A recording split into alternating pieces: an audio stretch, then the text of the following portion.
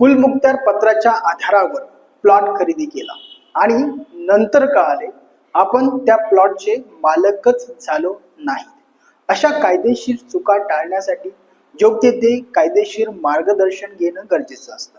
कारण जर समजा कुलमुखत्यार पत्र हे रद्द केलेले असेल किंवा ज्या व्यक्तीने कुलमुखत्यार पत्र दिलेले आहे तो मयत झालेला असेल किंवा कुलमुखत्यार पत्र जर खोटं निघालं तर अशा वेळी जरी ते रजिस्टर असेल तरी देखील तो प्लॉट तुमचा राहत नाही। येथे प्लॉट घेताना विचार काय केला जातो, आपल्याला वकील नको, तसेच कागदपत्रे आपल्याला तपासायचे नाही, ते पैसे वाचवायचे आहेत आणि तसा व्यवहार करायचा आहे।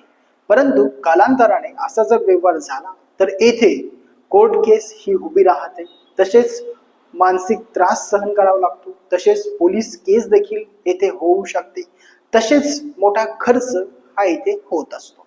तसेच अनेक लोक समजतात की कुलमुखत्यार पत्राच्या आधारावर प्लॉट घेतलेला आहे म्हणजेच हा सेफ व्यवहार आहे, परंतु हे चुकीचं आहे। कारण कुलमुखत्यार पत्र हे मालकी देत नाही, ते फक्त अधिकार हे देत असतं। कारण अनेक कोर्टांनी येथे सांगितलेलं आहे की कुलमुखत्यार पत्राच्या आधारावर मालकी हस्तांतरण ही वैध नाही। याचे उदाहरण तुम्हाला देतो। एका व्यक्तीने जमीन मालकाकडनं कुलमुखत्यार पत्राच्या आधारावर जमीन ही घेतलेली होती, परंतु कालांतराने जो विक्रेता आहे तो मयत झाला। आता त्याचे वारस म्हणतात की आम्ही खरेदी करून देणार नाही।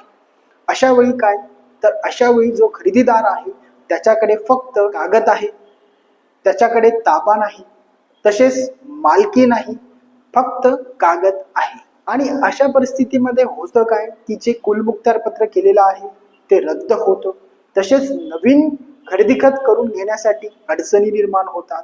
यासाठी कोर्टामध्ये तसा केस दाखल करावी लागते आणि अशी केस ही 5 वर्षे चालेल की 10 वर्षे चालेल हे सांगता येत नाही।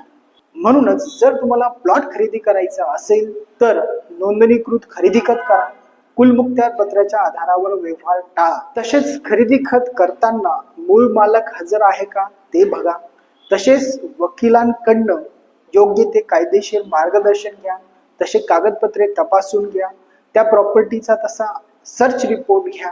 तसेच अशा व्यवहारामध्ये काय करू नये, तर यामध्ये कुलमुखत्यार पत्राच्या आधारावर व्यवहार करू नका।